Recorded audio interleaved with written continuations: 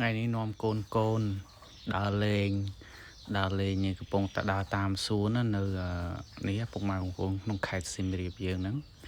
ហើយកូនហ្នឹងក៏ទិញការ៉េមញ៉ាំនៅកន្លែងគេហ្នឹង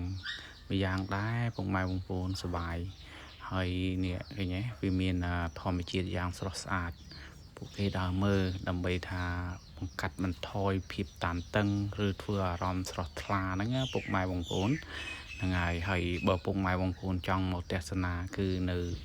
ចិត្តផ្លូវទៅអង្គរកន្លែងហ្នឹងគឺជាសួនមួយសម្រាប់ការដើរទស្សនាលេងលំហែកាយមើលត្រីហើយនេះពួកគេថតនឹងគេថតកន្លែងទេសគោណាកន្លែងអ្នកមកពុះហើយបន្ទាប់មកបានទៅលេងទឹកកាមេរ៉ាទៅលេងអាកន្លែងទឹកនេះទឹក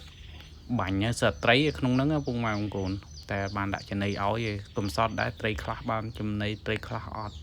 ឃើញនេះកន្លែងស្អាតណាស្អាតមែនទែនហើយយើងធ្លាប់តែដើរមើលប្រាសាទឥឡូវយើងមកមើលអាហ្នឹងគឺមួយយ៉ាងណាឥឡូវដាក់ត្រីឲ្យចំណីម្ដងមើល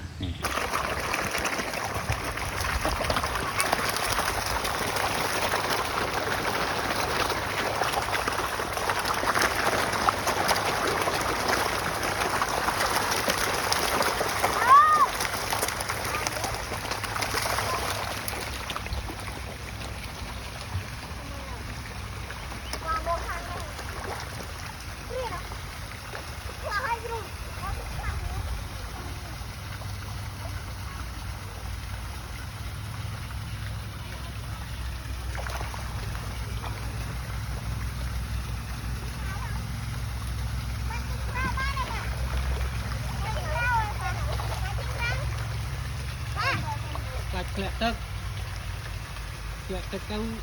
យកត្រីស៊ីក្តោ